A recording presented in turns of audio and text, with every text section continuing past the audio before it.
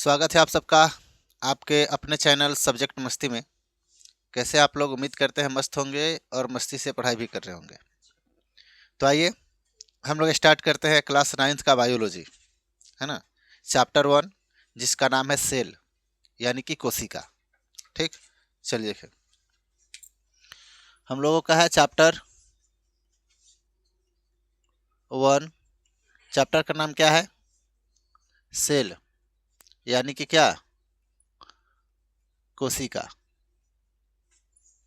ठीक, चलिए तो सबसे पहले हम लोग स्टार्ट करते हैं कि बायोलॉजी हम लोग कहते किसको है। ठीक, क्या? बायोलॉजी। ध्यान देंगे क्या है? बायोलॉजी। ठीक, बायोलॉजी हम लोगों का दो शब्दों से मिलकर बना है। कितने शब्दों से? दो शब्दों से। कौन कौन शब्द है? तो एक है बायो और दूसरा क्या है? लॉजी। पहला बायो, दूसरा लॉजी, दो शब्दों से मिलकर हम लोग का बायोलॉजी बना है। तो बायो का मतलब क्या होता है और लॉजी का मतलब क्या होता है? तो ध्यान देंगे, बायो का मतलब होता है सजीव। क्या होता है? सजीव। और लॉजी का मतलब होता है अध्ययन। ठीक, टू अध्ययन यानी कि क्या? सजीव। और लॉजी का मतलब अध्ययन। इसका मतलब हुआ कि सजीवों के अध्ययन को हम लोग बायोलॉजी कहते हैं। सजीवों के अध्ययन को हम लोग क्या कहते हैं? बायोलॉजी। ठीक, फिर एक बात यहाँ पर आता है कि बायोलॉजी के पिता किसको कहते हैं, है ना। बायोलॉजी के पिता यानी कि जीव विज्ञान के पिता किसको कहते हैं? बायोलॉजी के जनक या पिता, है ना, जनक या पिता किसको कहते हैं बताइए। तो बायोलॉजी के पिता हम लोग कहते हैं अरस्तु को। किसको? अरस्तु को। ध्यान समझेंगे, बायोलॉजी के पिता हम लोग किसको कहते हैं? अरस्तु को। लेकिन अब ये हम लोगों का हो गया जो बायोलॉजी है ना। बायोलॉजी दो प्रकार के होता है, ध्यान रखेंगे। बायोलॉजी कितने प्रकार का होता है? दो प्रकार के। यहाँ पर हम फिर से लिखते हैं बायोलॉजी। बायोलॉजी हम लोग का हो जाता है कितने प्रकार के? दो प्रकार के। एक होता है हम लोगों का बॉटेनी।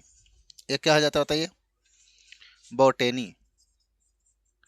और दूसरा हो जाता है जूलॉजी। क्या हो जाता है? जूलॉजी। एक होता है बॉटेनी और दूसरा क्या हो जाता है? जूलॉजी। बॉटेनी क्या होता है? बॉटेनी को हम लोग हिंदी में बोलते हैं वनस्पति विज्ञान। क्या बोलते हैं?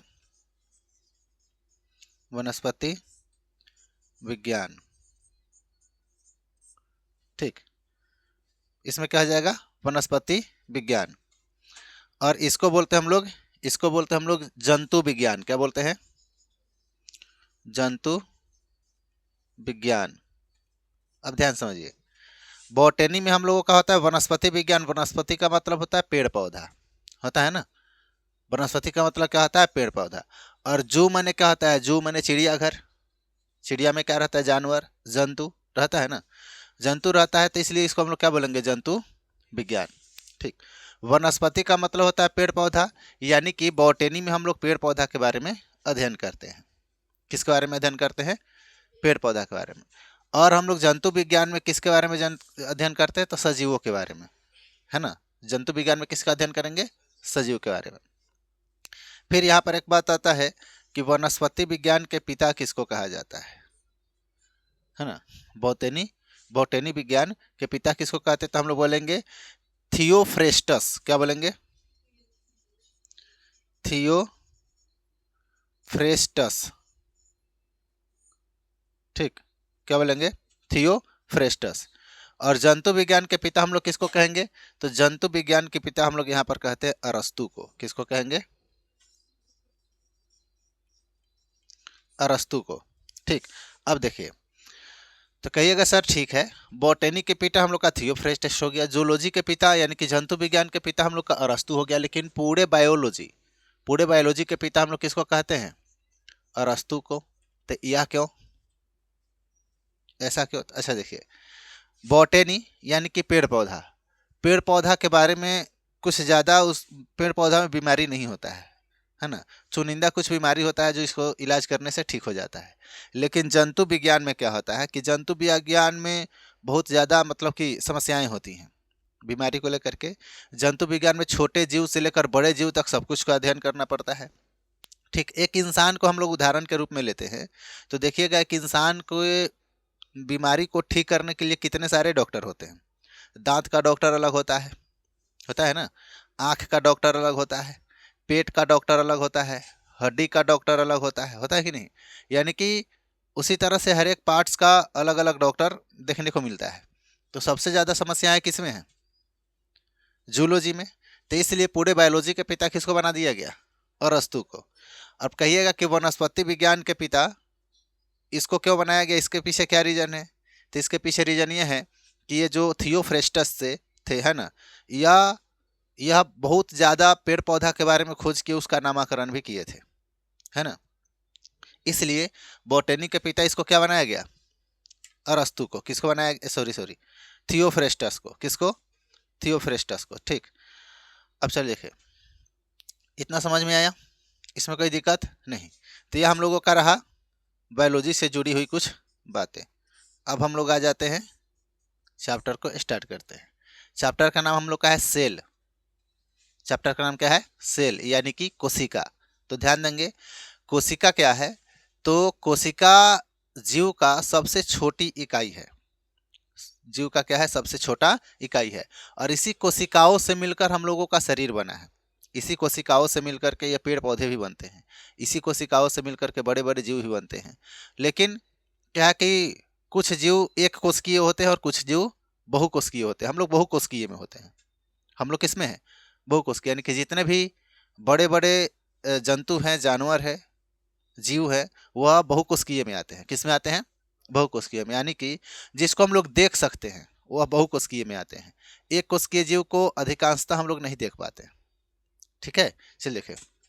तो यहाँ पर देखेंगे कि हम लोगों को सबसे पहला चैप्टर मतलब कि चैप्टर का नाम है सेल, यानी कि क्या? कोशिका। क्या है बताइए? कोशिका। अब ये जो कोशिका है, कोशिका को अभी हम बोले हैं कि यह सजीव का सबसे छोटा इकाई है। क्या है? सजीव का सबसे छोटा इकाई। तो यहाँ पर लिखेंगे सजीव, यह सजीव का सबसे छोटा इकाई है। ठीक, यह सजीव का क्या है? सबसे छोटा इकाई है। और इसी से मिलकर सजीव एक बना होता है। बिना कोशिका का कोई जीवन नहीं होता है, कोई मतलब कि जंतु नहीं रहेगा। क्या है कि बना ही कोशिका से होता है। ठीक, जैसे बिना ईंट का हम लोग घर बना सकते हैं? नहीं। तो यह ईंट ही इसका कोशिका हो गया। यह ईंट इसका क्या हो गया? कोशिका।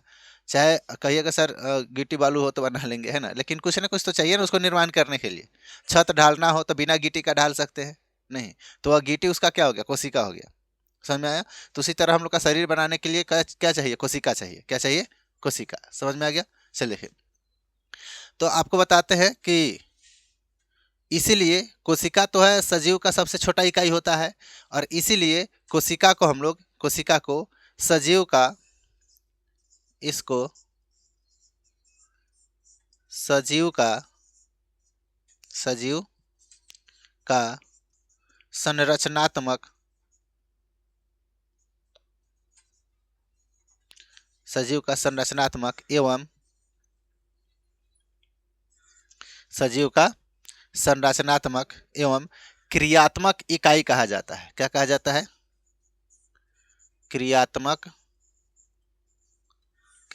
इकाई कहा जाता है। क्योंकि इसी से मिलकर बना होता है ना। बिना कोशिका के तो सजीव बनना मुश्किल है, बन ही नहीं पाएगा ना। तो इसलिए इसको हम लोग क्रियात्मक एवं संरचनात्मक एवं क्रियात्मक इकाई कहा जाता है। किसको?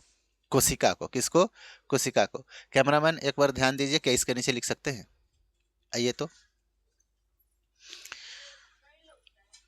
इसको क्या कहते हैं हम लोग? संरचनात्मक एवं क्रियात्मक इकाई कहते हैं। चलिए ठीक है, कोई बात नहीं, समझिए। तो यहाँ तक समझ में आया सबको? यहाँ तक समझ में आया? अच्छा देखिए, तो यहाँ से क्या है, हम लोग आगे चलते हैं अब, ठीक।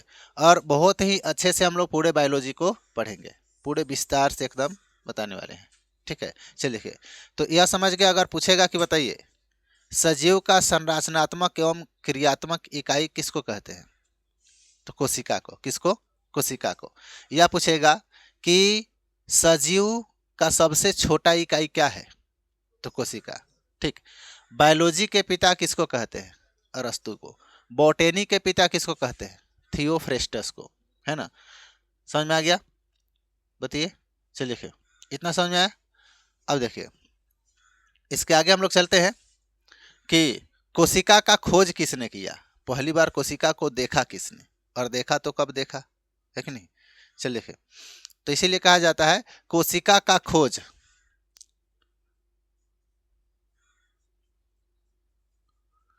कोशिका का खोज करने वाले जो व्यक्ति थे जिसका नाम था रॉबर्ट हुक। क्या नाम था? रॉबर्ट हुक,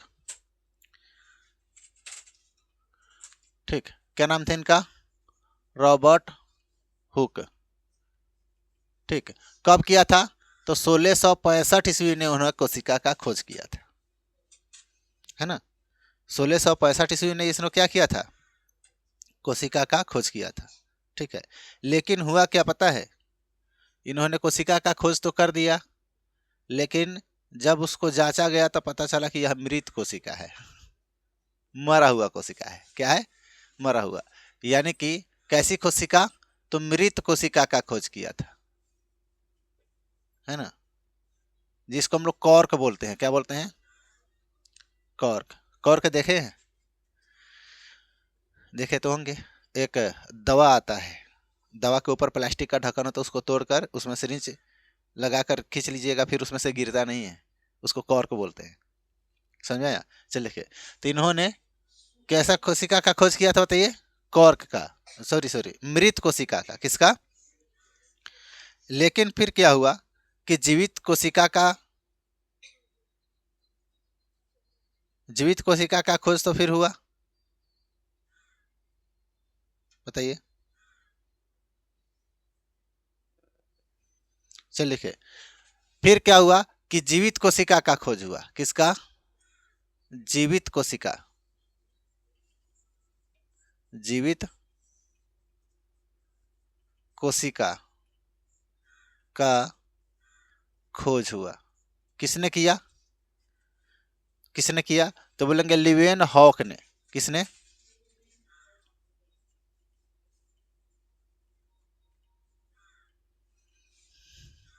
लिवेन हॉक ने इसका खोज किया। किसका? बताइए। जीवित कोशिका का। कब किया? तो 1674 ईस्वी में। कब किया था बताइए? 1674 ईस्वी में इन्होंने खोज किया। किसका? तो जीवित कोशिका का। किसका? जीवित कोशिका का, ठीक है। अब क्या हुआ, जैसे जितने भी, है ना, जीवित कोशिका, इसने जीवित कोशिका का खोज किया जिसमें जीवाणु, जीवाणु, विषाणु, है ना, कीटाणु, जितने भी छोटे छोटे जीव से लेकर बड़े बड़े जीव हुए वो सब जीवित कोशिका से मिलकर ही बने होते हैं। समझ में आया कि नहीं? चलिए देखिए, अब हम लोग आते हैं कोशिका के अंदर केंद्रक पाया जाता है। कोशिका के अंदर क्या पाया जाता है? केंद्रक। तो देखिए यहाँ पर हम लोग मान लीजिए कि हम लोग का कोशिका है, इसके बीच सेंटर में पाया जाता है केंद्रक। क्या पाया जाता है? केंद्रक। तो यहाँ पर हम लोग लिखते हैं अब केंद्रक। केंद्रक का खोज किसने किया, है ना, केंद्रक का खोज किसने किया? तो केंद्रक का खोज करने वाले जो व्यक्ति थे उसका नाम था रॉबर्ट ब्राउन। क्या नाम था? रॉबर्ट ब्राउन, ठीक। Robert brown. ब्राउन मतलब क्या होता है? भूरा, यानी कि भूरा ने इसका खोज किया, है नहीं, रॉबर्ट ब्राउन, ठीक। कब किया था बताइए? तो बोलेंगे 1831 ईस्वी में। कब किया था? 1831 ईस्वी में इन्होंने खोज किया। किसका? किसका खोज किया? तो केंद्रक का, कौन चीज का? अब देखिए, इस कोशिका के अंदर एक द्रव भरा होता है। क्या भरा होता है? ये द्रव, द्रव बोले तो पानी, पानी जैसे है ना, द्रव। तो क्या होता है कि अब इस द्रव को हम लोग बोलते हैं कोशिका द्रव। क्या बोलेंगे? कोशिका द्रव। उसके अंदर जो द्रव भरा होता है उसको क्या बोलेंगे? कोशिका द्रव, या जीव द्रव भी बोल सकते हैं। क्या बोल सकते हैं? जीव द्रव्य भी बोल सकते हैं। तो यहाँ पर लिखेंगे जीव, जीव द्रव। क्या बोलेंगे? जीव द्रव। तो जीव द्रव का खोज किसने किया? तो बोलेंगे कि जीव द्रव का खोज करने वाले व्यक्ति थे जिसका नाम था पुरकिंजे। क्या नाम था? पुरकिंजे। ठीक, क्या बोलेंगे यहाँ पर? इसका खोज करने वाले थे पुरकिंजे। ठीक, पुरकिंजे। कब किया? तो 1839 ईस्वी में। कब किया था? 1839 ईस्वी में इसने क्या खोज किया? तो जीव द्रव का खोज किया। ठीक, चलिए, उसके बाद में हुआ क्या? दो व्यक्ति हुए, दो भाई, जिसको हम लोग बोलते हैं स्लाइडेन एवं सेवान। ठीक, स्लाइडेन एवं, हाँ नाम है, क्या बोलेंगे बताइए? स्लाइडेन एवं सेवान, दो भाई थे। कितने भाई थे? दो भाई। इस दोनों भाई ने क्या किया पता है? स्लाइडेन और सेवान, इन्होंने सिद्धांत दिया। कौन सा सिद्धांत? कोशिका सिद्धांत, है ना। कौन चीज का सिद्धांत दिया बताइए? कोशिका सिद्धांत दिया। कौन? स्लाइडेन एवं सेवान। स्लाइडेन एवं सेवान, इन्होंने दोनों को मिलकर के क्या किया? तो सिद्धांत दिया। दोनों को मिलकर क्या दिया? सिद्धांत दिया। ठीक, जिसको हम लोग बोल सकते हैं कोशिका सिद्धांत दिया। क्या बोल सकते हैं? कोशिका सिद्धांत दिया। कोशिका सिद्धांत दिया। क्या कहा इन्होंने? इन्होंने कहा कि वही जो हम बोले हैं, क्या कहा? कि सभी जीव कोशिकाओं से मिलकर बना होता है। सभी जीव कोशिकाओं से मिलकर क्या होता है? बना होता है। इन्होंने कहा दोनों को मिलकर कि सभी जीव कोशिकाओं से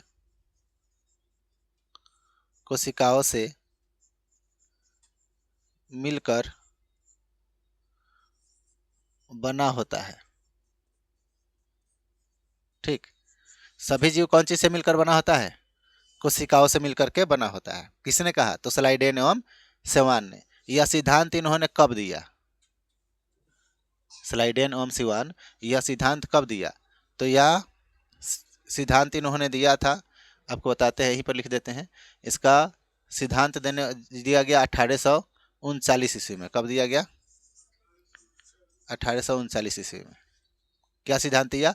कि ये जितने भी जीव हैं वह सभी कौन चीज से मिलकर बना है? कोशिकाओं से मिलकर बना है। ठीक, चलिए, उसके बाद में दो भाई और ही आया, बोला कि ये सब खोज दिया तो हम लोग काहे पीछे रहेंगे, है ना। जिसका नाम था नॉल एवं ई रस्का। क्या नाम था बताइए? नॉल, नॉल एवं ई रस्का। ठीक, दो भाई थे, कौन कौन? नॉल एवं ई रस्का। तो इन्होंने आया तो इन्होंने ढूंढा तो कुछ मिला नहीं। और जब कुछ नहीं मिला तो इसने खोजा कि हम लोग मशीन बना देते हैं। क्या बनाया? तो इन्होंने बना दिया कौन चीज? दोनों को मिलकर के माइक्रोस्कोप का खोज कर दिया। कौन चीज का? माइक्रोस्कोप। ठीक, कौन चीज का खोज किया? माइक्रोस्कोप का। अब ये माइक्रोस्कोप क्या होता है? जिससे हम लोग छोटी छोटी चीजों को देखते हैं। देखते हैं ना, जितने भी छोटी छोटी चीजें होती हैं उसको हम लोग देखते हैं। किससे? माइक्रोस्कोप से। ठीक, एक चीज और कि आपको बताते हैं कि दुनिया का सबसे छोटा कोशिका क्या है पता है? बोलिए।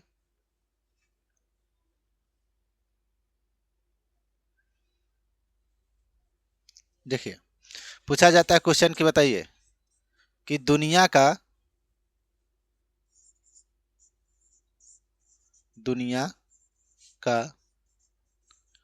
सबसे छोटा कोशिका,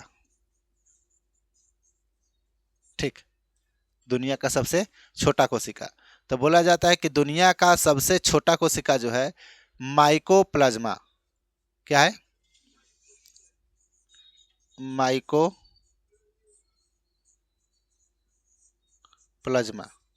ठीक, माइकोप्लाज्मा,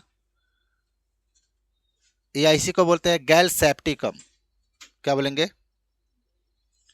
गैल सेप्टिकम, माइकोप्लाज्मा गैल सेप्टिकम, या दुनिया का सबसे छोटा कोशिका। इससे छोटा कोशिका दुनिया में, संसार में कुछ है ही नहीं, ऐसा मानना है बुक में आपके, है ना। सबसे छोटा क्या है, माइकोप्लाज्मा गैल सेप्टिकम, ठीक। फिर पूछा जाएगा कि जब सबसे छोटा कोशिका यह है माइकोप्लाज्मा गैल सेप्टिकम, तो सबसे बड़ा कोशिका क्या है जो दुनिया में सबसे बड़ा हो, है ना। तो यहाँ पर देखते हैं, लिखते हैं यहाँ पर कि दुनिया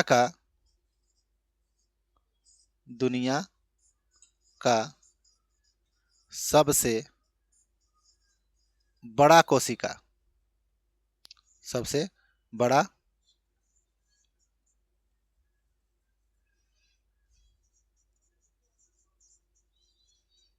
ठीक, दुनिया का सबसे बड़ा कोशिका होता है जिसको हम लोग बोलते हैं क्या, जिसको बोलते हैं शुतुरमुर्ग का अंडा। क्या बोलेंगे, शुतुरमुर्ग का अंडा,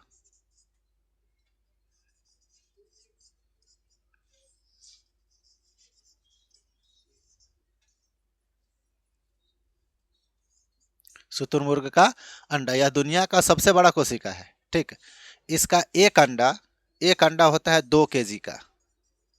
कितने केजी का, 2 केजी का। अगर इसके एक अंडे को बना दिया जाए तो पूरा घर भर के लोग खा लेगा। 2 केजी कम होता है जी, नहीं ना, बहुत होता है कि नहीं।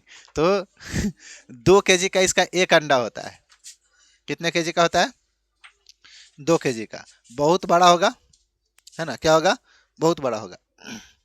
लेकिन अगर यह क्वेश्चन पूछेगा कि बताइए मानव शरीर में, कौन चीज में, मानव शरीर में सबसे छोटा कोशिका क्या होता है, मानव शरीर में सबसे छोटा कोशिका क्या होता है। तो यहाँ पे लिखते हैं मानव शरीर में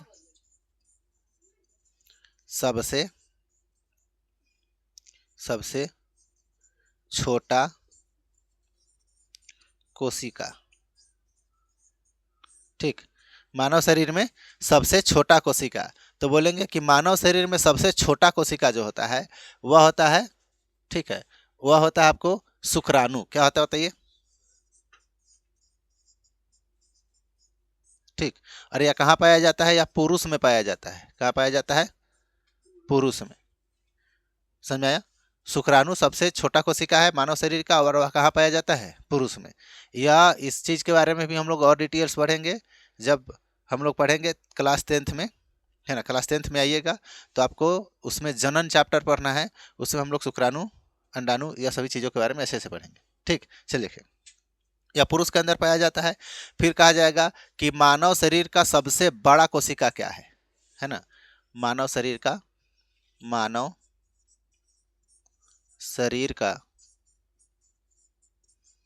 सबसे बड़ा कोशिका, तो बोलेंगे मानव शरीर का सबसे बड़ा कोशिका जो होता है वो होता है अंडाणु।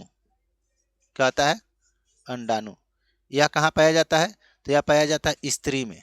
कहाँ पाया जाता है, स्त्री में। इसके बारे में भी आप अच्छे से समझ पाएंगे, ठीक है। देखिए, बायोलॉजी का मतलब क्या होता है, कि बायोलॉजी का मतलब हम लोग जान ही रहे हैं कि शरीर के पार्ट्स के बारे में पढ़ना है कि नहीं। शरीर के पार्ट्स के बारे में पढ़ना है कि कहाँ पर क्या होता है और क्या चीज़ उससे होता है, मतलब कि क्या नुकसान है, क्या फ़ायदा है ना।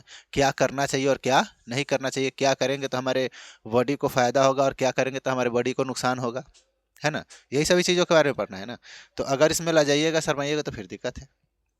तो देखिए, सबसे छोटा कोशिका किसमें पाया जाता है, पुरुष में। और सबसे बड़ा कोशिका स्त्री में। पुरुष में कौन सा सबसे छोटी का कोशिका होता है? शुक्राणु। और स्त्री में सबसे बड़ा कोशिका कौन होता है? अंडाणु। ये इतना क्लियर है ना? चलिए अब हम लोग चलते हैं कि पूछा जाएगा तो ये मानव शरीर में सबसे लंबा कोशिका कौन होता है? तो बोलेंगे तंत्रिका कोशिका। क्या बोलेंगे? तंत्रिका कोशिका। ठीक, यहाँ पर लिखते हैं कि मानव शरीर में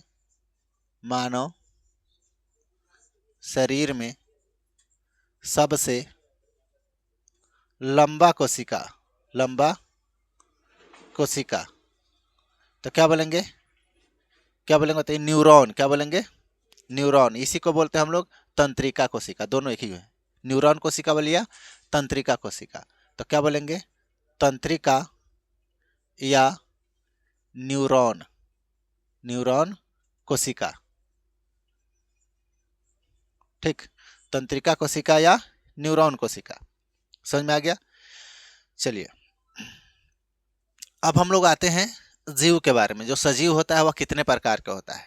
ठीक, अब यहाँ पर लिखेंगे किसके बारे में? जीव के बारे में।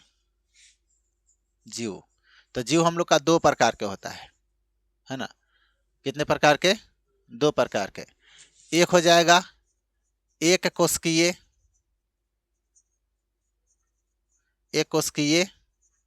जीव, और दूसरा क्या हो जाएगा? बहुकोशिकीय जीव। 2 प्रकार के, एक हो जाएगा एक कोशिकीय और दूसरा क्या हो जाएगा? बहुकोशिकीय। परिभाषा सिंपल है, जो जीव एक कोशिका से बना होता है उसको हम लोग एक कोशिकीय जीव कहते हैं, है ना? और जो जीव एक से अधिक कोशिकाओं से मिलकर बना होता है उसको हम लोग बहुकोशिकीय जीव कहते हैं। सिंपल है, रटने वाली कोई चीजें नहीं है, बस समझते चलना अच्छे से। ठीक, तो जो जीव एक कोशिका से मिलकर बना होता है उसको एक कोशिकीय, और जो जीव एक से अधिक कोशिकाओं से मिलकर बना होता है उसको बहुकोशिकीय। सिंपल है। चलिए देखिए, अब इसमें क्या आ जाएगा? हम लोग एक कोशिकीय जीव में कौन कौन आ जाता है? तो इसमें एक कोशिकीय जीव में बहुत सारे जीव आते हैं। जैसे में हम लोग बोल देते हैं माइकोप्लाज्मा। ठीक, माइकोप्लाज्मा। फिर आपको बोल सकते हैं माइकोप्लाज्मा के बाद में हो जाएगा अमीबा, शैवाल, है ना? क्या बोलेंगे? अमीबा, शैवाल। ठीक, बहुत सारे जीव होते हैं इसमें। यह सभी क्या है? एक कोशिकीय जीव है। क्या है? एक कोशिकीय जीव। समझ में आ गया? अमीबा, शैवाल। और भी लिखना है तो लिख सकते हैं, यूग्लिना लिख सकते हैं, पैरामीशियम लिख सकते हैं, बहुत सारे होते हैं इसमें भी। ठीक है, क्या लिखेंगे? यूग्लिना भी लिख लीजिए।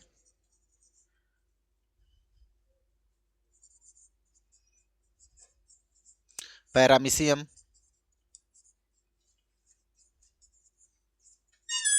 ठीक, यूग्लिना, पैरामीशियम, या सभी इसमें आ जाएगा।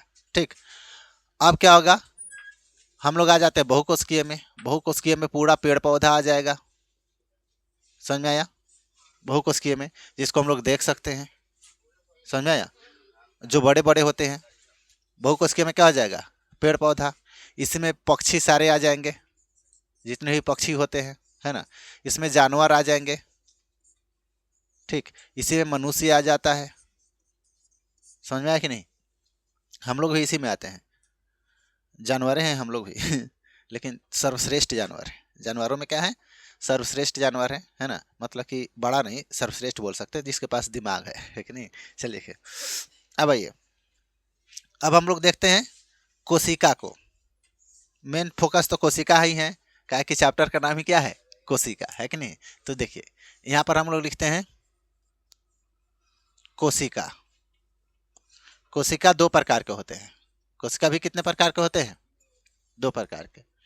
एक होता है पादप कोशिका और दूसरा होता है जंतु कोशिका। ठीक, क्या होता है? पादप कोशिका, और दूसरा क्या होता है? जंतु कोशिका। ठीक, एक होता है क्या? पादप कोशिका, और दूसरा क्या होता है? जंतु कोशिका। पादप कोशिका किसको कहते हैं? जो पेड़ पौधा में पाया जाता है उसको पादप कोशिका कहते हैं। जंतु कोशिका किसको कहते हैं? जो जीव जंतु में पाया जाता है उसको क्या कहेंगे? जंतु कोशिका कहेंगे। ठीक, पादप कोशिका जो पेड़ पौधा में पाया जाएगा, जंतु कोशिका किसमें पाया जाता है बताइए? हेलो, जंतु कोशिका में किसमें पाया जाता है? जीव जंतु में। ठीक, यह कहाँ पाया जाएगा बताइए? पेड़ पौधा में। ठीक, और यह कहाँ पाया जाता है? जीव जंतु में, है कि नहीं? यह पाया जाएगा पेड़ पौधा में और वह कहाँ पाया जाएगा? जीव जंतु में। लेकिन दोनों का आकार अलग अलग होता है। आकार समझते हैं ना, साइज समझ रहे हैं? आकार क्या होता है? अलग अलग होता है, अलग अलग, जैसे हम आपको बताते हैं। यह क्या होता है? इसका जो आकार होता है, आकार जो होता है इसका, यह चौकोर होता है। क्या होता है? और इसका जो आकार होता है, यह कैसा होता है? इसका आकार, इसका आकार गोल होता है। कैसा होता है? गोल। समझ में आया? चौकोर का मतलब समझते हैं ना, या कुछ इस तरह से होगा, इस तरह से। और यह कैसा होता है? गोल। समझ में आया? उसका आकार कैसा होता है? चौकोर। इसका क्या होता है? गोल। अब आइए, कोशिका के बारे में हम लोग जान गए। अब हम लोग कोशिका के अंदर घुसते हैं। थोड़ा कोशिका का ऑपरेशन किया जाए। ठीक, और तब हम लोग कोशिका के अंदर देखेंगे कि कोशिका के अंदर क्या क्या होता है कि नहीं? चलिए, कोशिका के अंदर हम लोग चलते हैं, देखते हैं कि कोशिका के अंदर क्या क्या होता है। तो सबसे पहले हम लोग एक कोशिका का संरचना बनाना है। और ध्यान से सुनिए, हम लोग फिर से बता रहे हैं, बायोलॉजी को दो भागों में बांटा गया था, एक बॉटनी और दूसरा जूलॉजी। बॉटनी का मतलब होता है वनस्पति विज्ञान, है ना, जिसके पिता क्या है? थियोफ्रेस्टस। और जूलॉजी का मतलब होता है जंतु विज्ञान, जिसके पिता क्या होते हैं? अरस्तु। हम लोगों को बॉटनी नहीं पढ़ना है। क्या पढ़ना है? जूलॉजी पढ़ना है, जिसमें जंतु के बारे में। बॉटनी थोड़ा बहुत पढ़ना है, लेकिन जूलॉजी अधिक पढ़ना है। समझ में आया? जंतु विज्ञान ज़्यादा पढ़ना है। तो इसलिए हम लोग इसी कोशिका को लेकर चलते हैं। लगभग दोनों कोशिकाओं में चीज़ें समान ही होती, थोड़ा बहुत डिफरेंट होता है। तो हम लोग चलती है, यहाँ पर सबसे पहले एक एक हम लोग कोशिका का संरचना बनाते हैं। ये रहा हम लोग का कोशिका। ठीक, इसमें बताया है कि इसके बीच में एक केंद्रक होता है। केंद्रक के बारे में हम लोग पढ़े हैं कि केंद्रक का खोज करने वाला व्यक्ति कौन था? बताइए। केंद्रक का खोज करने वाला व्यक्ति था रॉबर्ट ब्राउन। कौन था? Robert brown. कब खोज किया था? 1831 में। कब किया था? 1831 में। क्या किया था? तो कोशिका के केंद्र का खोज किया था। ठीक, चलिए फिर आपको बताते हैं। देखिए, क्या यह जो कोशिका का केंद्र हो गया है ना, तो कोशिका के केंद्र के बारे में हम लोग तो पढ़ ही लिए हैं, है ना। इस कोशिका के बाहर से एक झिल्ली पाया जाता है। इस कोशिका के बाहर से क्या पाया जाता है? झिल्ली पाया जाता है, जिसको हम लोग बोलते हैं कोशिका झिल्ली। क्या बोलेंगे बताइए? इसको हम लोग बोलते हैं कोशिका झिल्ली। ध्यान देंगे, क्या बोलते हैं इसको? कोशिका झिल्ली। अब कोशिका झिल्ली का काम क्या होता है? तो कोशिका को सुरक्षा देना, सुरक्षा, उसको सुरक्षित रखना, इसका काम होता है कोशिका झिल्ली का। जैसे हम लोग फ़ोन खरीदते हैं ना, उस फ़ोन में ऊपर से कवर लगा देते हैं। उस कवर का क्या काम है? फ़ोन को सुरक्षा करना। फ़ोन को क्या करना? सुरक्षा करना। वही काम किसका होता है? इस कोशिका झिल्ली का होता है। समझ में आया? हम लोगों भी कपड़े पहनते हैं, क्या के लिए? तो हम लोग के शरीर के सुरक्षा के लिए, ठंडी के समय में, है ना, गर्मी के समय सुंदर दिखने के लिए, है ना। तो वही है। तो इसको हम लोग क्या बोलेंगे? कोशिका को सुरक्षा करता है, इसलिए इसको बोलेंगे कोशिका झिल्ली। क्या बोलेंगे?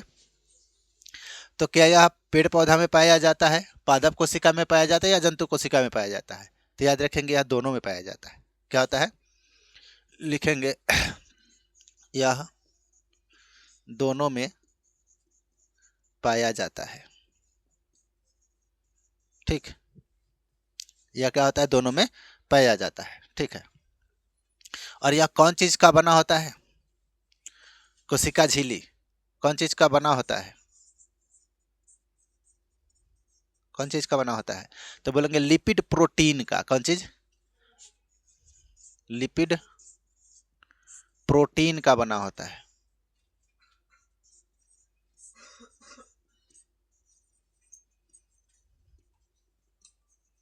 कौन चीज का बना होता है? ये लिपिड प्रोटीन का बना होता है। कोई दिक्कत?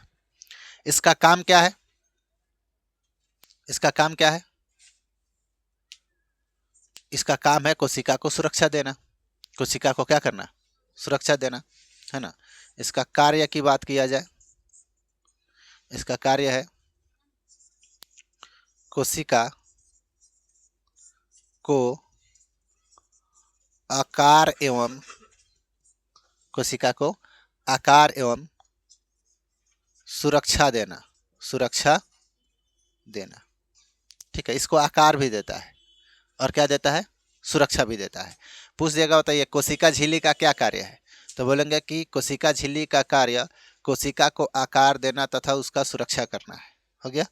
चलिए फिर पूछा जाएगा कोशिका द्रव, क्या बोलेंगे, कोशिका द्रव। चलिए देखिए, तो यहाँ पर अगला टॉपिक हम लोग का क्या हो जाने वाला है, कोशिका द्रव। ठीक, कोशिका द्रव। तो कोशिका द्रव हम लोग किसको कहेंगे, तो बोलेंगे कोशिका झिल्ली एवं केंद्रक के बीच पाए जाने वाला द्रव को कोशिका द्रव कहते हैं। कोशिका के भीतर ही पाया जाएगा ना। ये देखिए, ये कोशिका है, यह केंद्र है, इसके बीच में द्रव भरा होता है। इसके बीच में क्या भरा हुआ रहता है, द्रव भरा हुआ होता है। ठीक, तो क्या हो गया, हम लोग समझिएगा, भाषा इसी से आएगा, परिभाषा। कोशिका झिल्ली और केंद्रक, कोशिका झिल्ली और केंद्रक के बीच भरे हुए द्रव को हम लोग कोशिका द्रव कहते हैं। ठीक, तो क्या लिखेंगे बताइए, क्या लिखेंगे, यहाँ पर लिखेंगे कोशिका झिल्ली, कोशिका झिल्ली एवं केंद्रक, केंद्रक के बीच पाए जाने वाले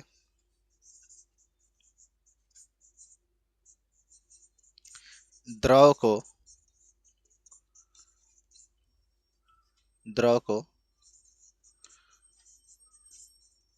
कोशिका द्रव कहते हैं। ठीक, कोशिका झिल्ली और केंद्रक के बीच पाए जाने वाले द्रव को हम लोग क्या कहते हैं, कोशिका द्रव कहते हैं। कोई दिक्कत नहीं। अब हम लोग को पढ़ना है माइट्रोकॉर्निया। क्या पढ़ना है, माइट्रोकॉर्निया कोशिका के भीतर ही पाया जाता है। यहाँ पर आइए, इसका नाम क्या है, माइट्रोकॉर्निया।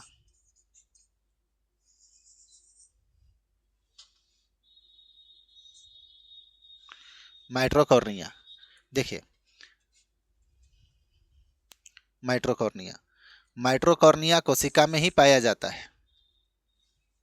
माइट्रोकॉर्निया कहाँ पाया जाता है, कोशिका में ही पाया जाता है। अच्छा देखिए, माइट्रोकॉर्निया,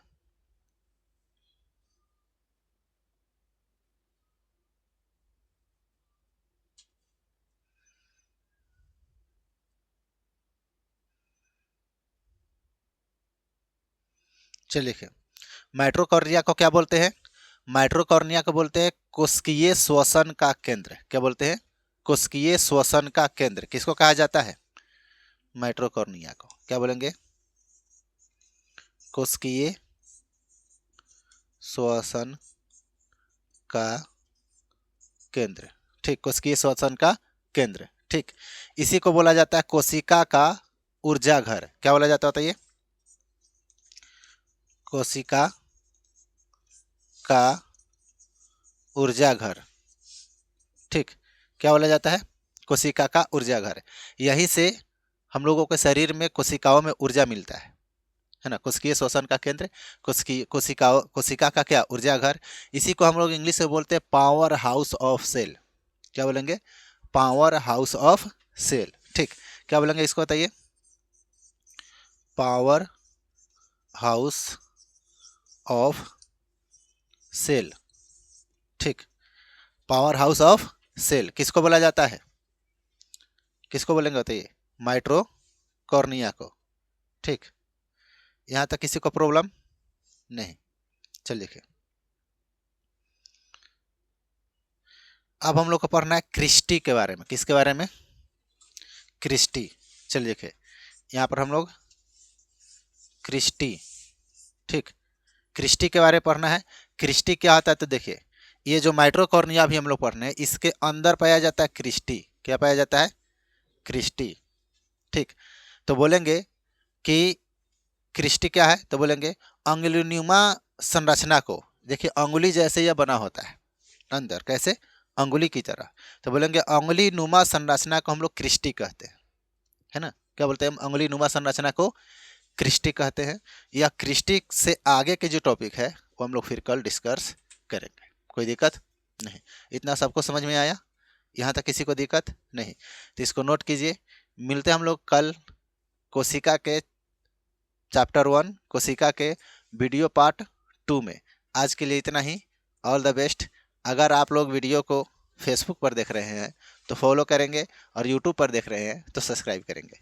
मिलते हैं हम लोग फिर कल एक नए वीडियो के साथ। All the best.